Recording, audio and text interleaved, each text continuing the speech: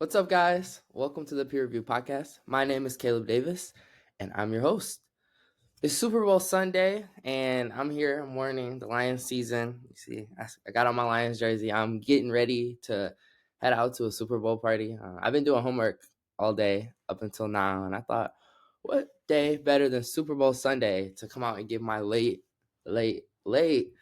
trade deadline, just kind of breakdowns, and I just want to talk through a couple of the major trades. I'm not going to talk about everything, but some of the ones of consequence and that I feel will actually have an effect on this season and then on the NBA moving forward.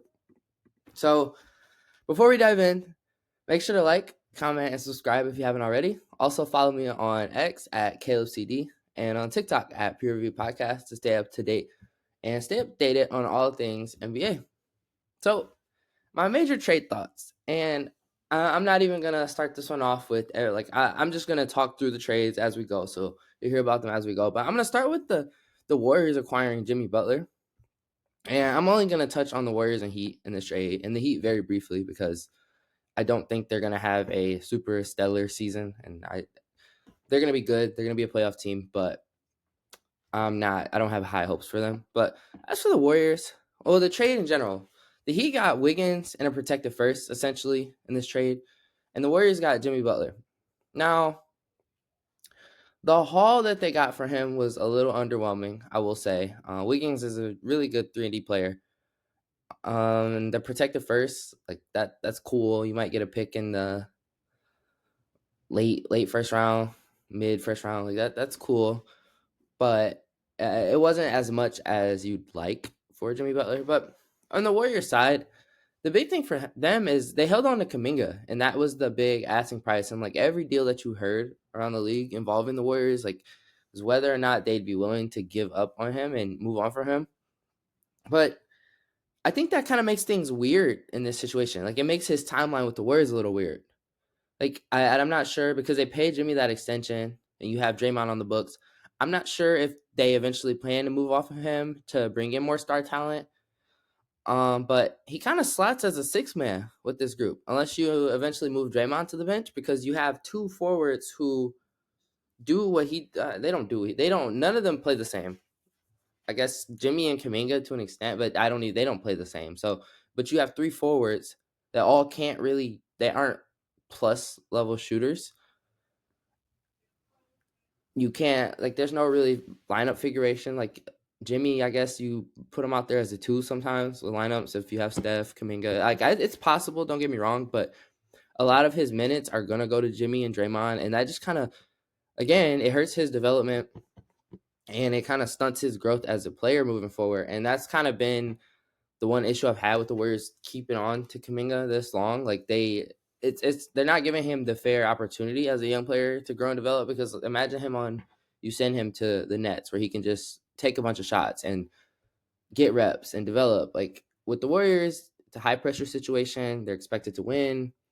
It's doing him a disservice in my opinion, but the Warriors still have a ton of role player talent. And this was something I was talking about at the beginning of the year. Like they could afford to make a move because they had all these contracts that were movable, players that were solid, and some players on expiring deals. But they had so much talent that if you lose one or two role players, two or three role players, it doesn't affect you as much. And you saw it in this trade. Like they lost Kyle Anderson. He's a pretty solid player. Dennis Schroeder, he wasn't a good fit on the Warriors, but he's still a really solid player. And they lost Wiggins. And on paper, that sounds like a ton and like, oh, your team's going to be depleted depth wise. That's just not the case. Like they still got guys like Pod. They got Moses Moody, who they can give more opportunity to now. And I really like him as a 3-and-D role player.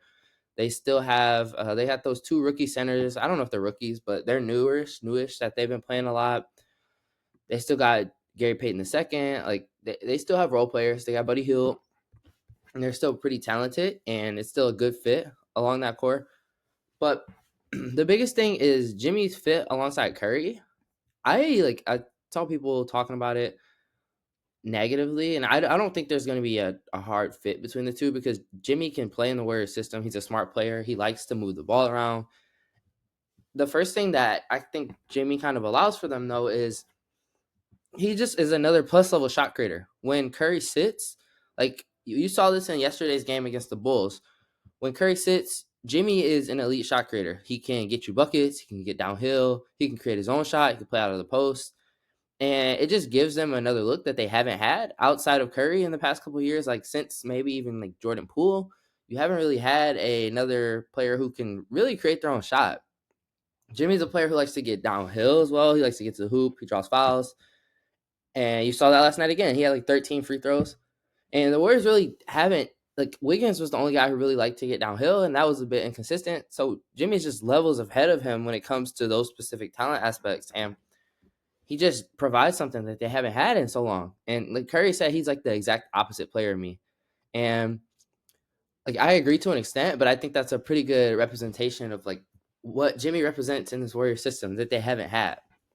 And then I was just thinking like the 2-man game with them, like any variation of this will be effective because they normally require like different types of defenders. Like I'm gonna use like LeBron and AD for an example. Like they're both usually you put like a bigger forward or a bigger big on them. Like that when they run actions, it's a lot easier to just switch because usually a defender that's suitable for AD is I won't say perfect for LeBron, but can do like a decent job. Now, if you flip that, Curry usually has longer, skinnier wing defenders who are quicker and can stay attached to him. Jimmy, on the other hand, like you're not gonna put a skinny guy on Jimmy because he is stronger and much bigger, and he'll bully you. Like that's one of Jimmy's main thing. He loves to punish mismatches in the post, so get you on like the right block and jab, jab, jab, and boom, explode by you or post you up and under. Like that's how Jimmy plays, and you're running an action and you try and switch that, like that's an easy kill. Or you get that big, strong defender on Curry, he's going to be quicker than him and he's going to blow by him or he's going to cook him off the dribble. So I see a lot of success with that. And then as far as the Warriors ceiling, before the trade, I saw the Warriors probably losing in the play-in. Just because I feel like Curry is taking a step back this season. And I don't know if that's due to, like, it's definitely due to age a bit. But he's still a very good player. And I wonder if bringing in a guy like Jimmy can help lessen his burden going forward for the rest of the season. But yeah, I saw them losing in the play-in. After acquiring Jimmy, I feel like it's still going to take some time to assess where he is actually in terms of playing because he hasn't played a lot this season. He was actively not playing as hard on the Heat. And he was playing in a very diminished role as they like gave the ball more to Tyler Hero, gave the ball more to Bam Adebayo. So I'm not sure if his numbers are definitely down this season, but I'm not 100% sure if that's due to his regression or if that is a product of, him not getting the ball as much. I kind of say it's a combination of all of those factors. But I still think Jimmy is a really good player, and he's coming in really fresh. Like he hasn't played in like a month. Like he's fresh, he's healthy. Like there should be no issues there. But to be honest, I only see them. I could see them possibly winning a first round series. Like if the Warriors went up against the Grizzlies, and the Grizzlies have been really good this year, but the Warriors typically like have their number. Like if the Warriors went up against the Grizzlies, I could see them possibly that being a super competitive Game 7 series, and they knock them off because Curry goes for 40 in Game 7, or they go up against like the inexperienced Rockets. Like again, Curry and Jimmy just Draymond don't like just a little bit more of that like championship pedigree and more playoff experience going up against a younger team. But yeah, like I don't see them. They're not world beaters in my opinion. They're not like I don't think they're title contenders, but it definitely makes them better. Um, and moving forward, like I said, if they can move off of Kuminga, or if maybe he takes such a big leap that you have to bench Draymond next year, and that's a good thing. That's an influx of talent, but you got to figure out some type of way. They got to get a center. Like it's too late this season. Like you're gonna ride out with the two rookie bigs that you've been running, Kevon Looney, but eventually you gotta get a center that is going to start day out because their starting center changes from like day to day, from game to game. You need a solidified starting center that you can roll out there and that's going to pair with these guys. Now, excuse me. Now on the Heat side, really quickly, they acquired Wiggins, who he fits right into Jimmy's role on the Heat in the Heat's offense. I think he's a better defender at his age too. He likes to post mismatches the same as Jimmy. Like he'll fit right into the same spots on the floor that Jimmy used to like to operate. I don't think it'll be a hard fit. And they also got Davion Mitchell. This wasn't a part of the Warriors trade, but this is just a plus with them. They got Davion Mitchell. He's a good fit next to Tyler Hero, in my opinion. I wanted them to get Schroeder in that deal. That would have been a great fit, but it didn't happen. He ended up on the Pistons. But I think he's a good fit next to Tyler. He just doesn't. He's a solid backup defensive point guard. Like, there's not much to it. He probably won't play a ton, but it's I've been seeing like the tweet, like the lineup. If you throw out him, Haywood Highsmith, Andrew Wiggins, Bam, and like Kluwer, like that's a really good defensive lineup. I don't know how they're gonna score, but defensively, that's a very, very good lineup. And I don't know. I mean, it's cool. It's a new addition, fresh team. Now, moving on, De'Aaron Fox went to the Spurs. I'm not gonna talk about this too much because I had a video about this a couple weeks ago when I this was the dream destination where I wanted him to go personally. In the trade, the Spurs got De'Aaron Fox and Jordan McLaughlin. The Kings got Zach LaVine, City Sissoko. I think I said that right. And then they got 3 firsts and 3 seconds in the deal. And then the Bulls got Zach Collins, Trey Jones, Kevin Huerter, and then their own 2025 first round pick. I'm not gonna touch too much on the Bulls because again, it doesn't really matter. But onto the Spurs quickly. I think this immediately. If you thought they were a playing team now, I think bringing in De'Aaron Fox immediately like moves them up to like one of those 6 through 10 teams. Like it'll be hard to climb up, but as far as like talent wise, they're definitely gonna climb up. I think they're gonna end up in the playing spot. I think they'll probably knock out like if I had to. I'm not even trying to try and guess, but the Kings are for sure gonna be one of those teams that doesn't make the plan. But the Spurs, it gives them an immediate elite downhill threat to pair next to Wemby, who's more of a perimeter player at this time, at this point in his career. Like he likes to play on the perimeter, shoot D3s. But that pick and pop game with the two of them, you saw it in the first game. Like they ran a pick and roll actually, and Victor got downhill, drew a foul, got to the line, won the game. The second game, De'Aaron Fox, like it was a back to back. I was watching it. De'Aaron Fox hit a 3 to win the game, but he got it off too late. But the pairing between the two is almost like automatic already. Like it's a pretty simple fit. De'Aaron Fox is a very good player, and I don't think he's too old. Like he's not too old. Like if he was like 30 in the 30s, you might be like, okay, I don't know about this, but I think he's young enough to fit alongside Victor for the time being and just moving forward.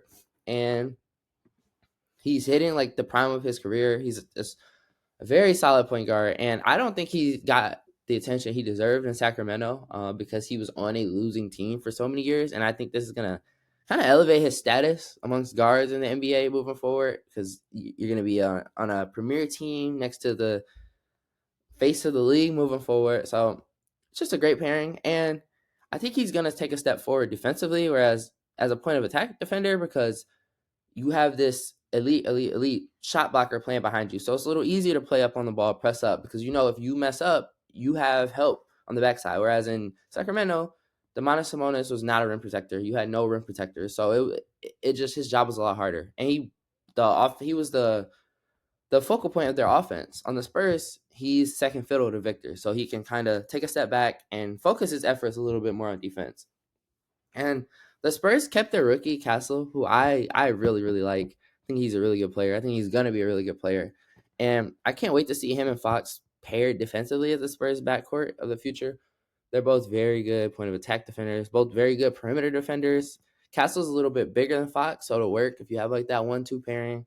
I love how he gets downhill. He has like this slow step. Like he's a good rookie. And they're lucky to hold on to him. Now, on to the Kings real quick. Zach LaVine went there. I don't have too much to say about this move. Like, the Kings are going to win games. They're still going to be a team that sits at the bottom of the West as like a fringe playing team, 9-10. They might go on some win streaks. But we've seen the LaVine-DeRozan fit. And we've seen this, like, recently. We've seen the LaVine-DeRozan fit with an offensive center next to them. Now, Sabonis is way better than Vucevic. But this team is going to be terrible defensively, as they have been. They have no true point guard. Like Malik Monk is not a point guard. You just have a bunch of scoring out there. I don't think the roster configuration makes a bunch of sense. But they made a trade midseason, so it's kind of hard to rectify that. But you got a bunch of scorers out there, a bunch of guys who don't play defense. You're going to score a lot of points. You're gonna get scored on a lot, and every game with them is gonna be a shootout. But yeah, I don't think it does much. I think they're right back in the same place where when they had De'Aaron Fox. Like they're gonna probably a little worse, if anything, because De'Aaron Fox is better than Zach LaVine. But I mean, they'll be fun to watch. But yeah, I don't have too much on that. Now, the next trade that I wanted to discuss a bit was DeAndre Hunter going, and I'm trying to pull up the trade details right now. But DeAndre Hunter going to the Cavs, I just think this was a great addition for the Cavs. I got him up here now. The Cavs ended up getting DeAndre Hunter from the Hawks for Caris LeVert and Georges Niang and 3 second-round picks and 2 pick swaps. So they paid a little bit for him, but I think this makes them the most balanced and like well-rounded. The same way the Nuggets a couple years ago, and they had KCP and Jamal Murray and that elite starting five with the synergy between that lineup. I think that's the same thing to be said for the Cavs right now. Because I thought Darius Garland, Donovan Mitchell, Evan Mobley, Jerry Allen, that's an elite four, but they always had the problem of, when you throw Max Strus out there, he is a really good movement shooter and he can defend and he plays hard, but he's 6'5" next to a 6'1" and like 6'2", however tall their guards are. Or if you go out with, Georges Niang, he's taller, he's a good shooter, but he's a bad defender. Or you could put out Isaac Okoro out there, who's a solid defender, very good defender, but he's a bad offensive player. Where I think DeAndre Hunter gives you the best of both worlds. He's a big wing defender who can guard, shoot, and he can put the ball on the floor a little bit. So it just helps him out so much. And I think it's going to be a perfect fit between the group. And I think as of now, like maybe outside of like the Knicks, how you feel about them? The Cavs probably have the best starting lineup in the NBA, and the Celtics too. I'm forgetting them, but those are like the top three in my opinion. I think it's a great pickup, and it fits and it makes sense. And I'm glad they didn't just sit on their hands and do nothing. Like I think the Thunder this season should have probably tried to acquire. Like the team's been winning, and you're getting Chet back, but like one more big as insurance. Like the Grizzlies. Like I don't get why they're a top 2 seed in the West right now. Like, why are you not trying to make moves to like they? I feel like they took a step backwards, moving off of Marcus Smart. Maybe you're trying to open up minutes for guys, but I thought they should have been trying to add like you're winning right now. Like I get you don't want to mess up the lineup and the chemistry that's going on, but you're there, you're winning. You should try and add to the group. I thought they did a bad job at that, but shout out to the Cavs for making something happen, improving the roster, seeing a weakness, and doing something about it. So they're gonna be happy they made this move when it comes to the postseason time. Now, I have a couple more trades that I'm gonna go through real quick. This one actually got rescinded. I wanted to talk about the Lakers and them almost acquiring Mark Williams, but the trade got rescinded last night. I don't know if those of you saw, but essentially the trade was the Lakers got Mark Williams. He's a huge center from the Hornets, and the Hornets got Dalton Connect, Cam Reddish, pick swap, and a first from the Lakers. Now, like I said, this trade got rescinded. All the reports were coming out that Mark Williams injury history, like he didn't pass the Lakers physical. They didn't think moving forward that would be a good investment, and it sucks for them. It sucks for the Lakers because they didn't have a starting center on the roster, and now they don't have a starting center on the roster. And they only really had one playable center on their full non-two-way roster at the moment. So it sucks. You think you're getting this big who I thought if you add Mark Williams to the Lakers as currently stands, without even seeing Luka and LeBron play together, I was taking them as the second best team in the West. Now I say they're more 3-4 because LeBron and Luka, that's the best duo in the NBA. No one can tell me otherwise. So I think you have them. You always have a chance. Like I think they're a title contender now, a top tier. But they're gonna struggle when it comes to bigs, in my opinion, because Jackson Hayes is your starting center, and no disrespect to Jackson Hayes, he's played really well as of late, but I don't even think he'd be a backup center on any of the top 6 teams in either conference. And like I said, he's been really good since AD's got traded. Like he's been doing a better job rebounding. He's been blocking shots. He's been not fouling. That's the biggest thing with him. But that's not who you want going up. Like, imagine the Lakers play the Nuggets and you have to have Jackson Hayes as Jokic's primary defender. Or when he fouls out, you got to go, what, LeBron? Like, that's your second best bet. That's a lot to ask from him. But so they definitely have to look at like the buyout market, or I don't know, sign one of their two-way guys. But there's not a lot of reinforcements coming in the center position from them. And they're gonna play a lot of small ball, but that's kind of what JJ likes to do, anyways. Like, they've been using Vandal a lot as their like kind of backup center, as like a switchy lineup, and I could see it. Like, they've been playing good, they've been winning games. Like, you run out some small ball lineups with DFS, Vandal, Bron, and then Luca, and then whoever else that fifth person, maybe Gabe. I don't know who that fifth person will be. Austin, yeah, Austin, of course. But you just switch a lot. But yeah, their defense is, yeah. If they play a team like the Nuggets, because there's not that, like, if you play the Thunder, I'm not as worried about their big. Like, I'm not worried about Chet like dominating you in the post. Or if you play the Spurs, like, I'm not worried as much about that. But if you play like the Nuggets or the Mavs, like, I'm gonna probably take them. Maybe not as much the Mavs, but the Nuggets, like, who's gonna guard Jokic? Who's gonna guard AD?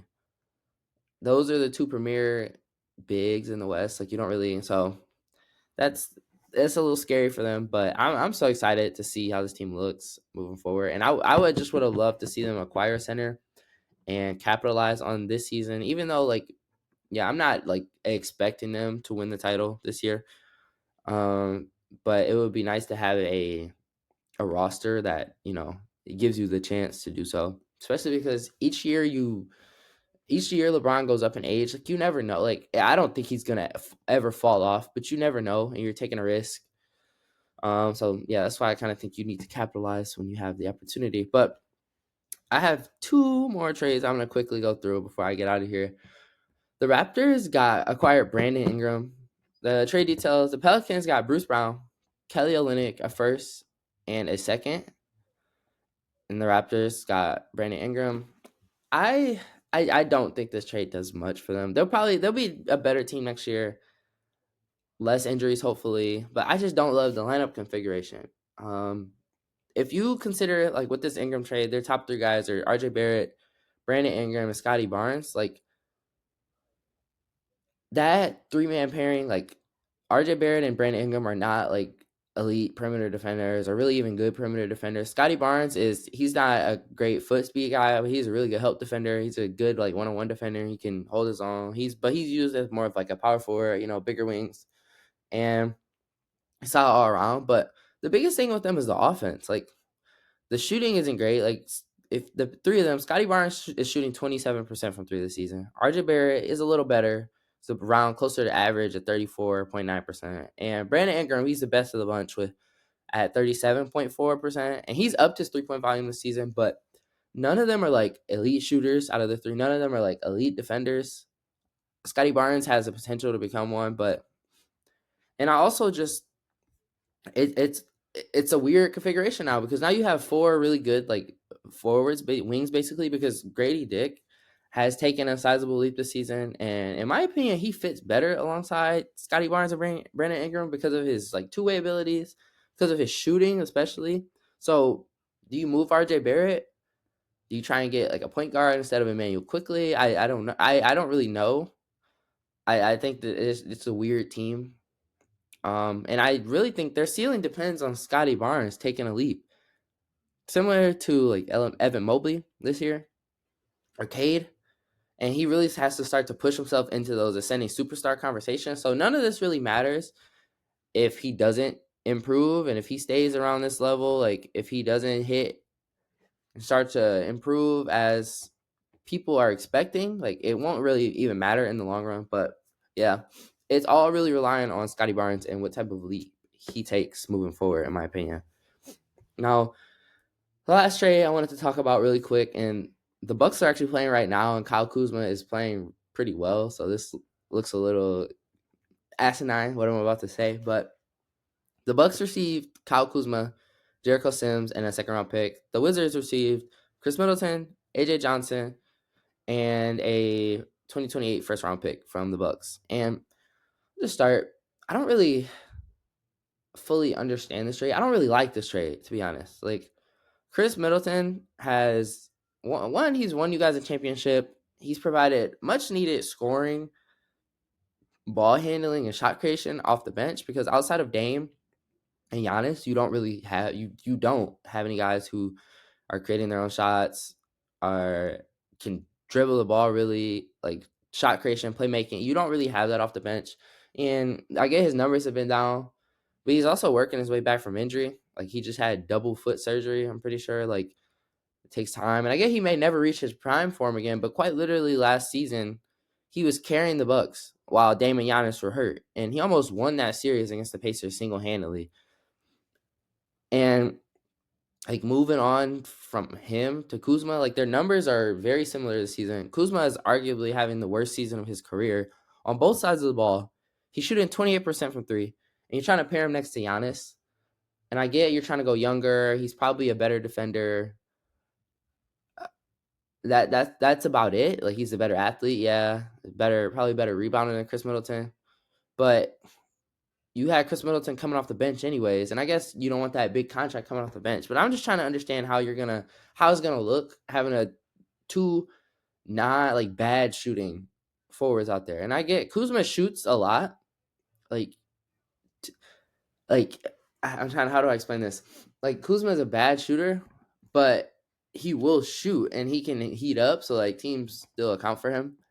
Like, but I don't know, and I don't want to understate the effects of playing on a bad team. Like how the Wizards are horrible. Like I get it. So you never know like how much of that has to play a part in like the slippage in his efficiency, his defense, his effort, because etc. Because of course, if you're playing on a bad team, you have nothing to play for. Your numbers might take a hit a little bit, but personally, I don't like the trade. Yeah, I just don't like the trade. This and Kuzma, if he joins the Bucks and he's shooting, 35% from three, 34%, like I'll like it a little more, but I gotta see it to have my mind change a little bit. But that's all I have for today. Thank you all so much for tuning into the Peer Review Podcast, and let me know your Super Bowl predictions in the comments. I am predicting, as I did at the beginning of the year, this Chiefs three-peat. I feel like it's inevitable. But I'm excited I'm about to get out of here, go watch the game with my friends. Yeah, so please make sure to share the podcast with your friends and family, as well as follow us on X at CalebCD, the new handle, and on TikTok at Peer Review Podcast to stay up to date with my latest episodes and releases. This is the Peer Review, signing off.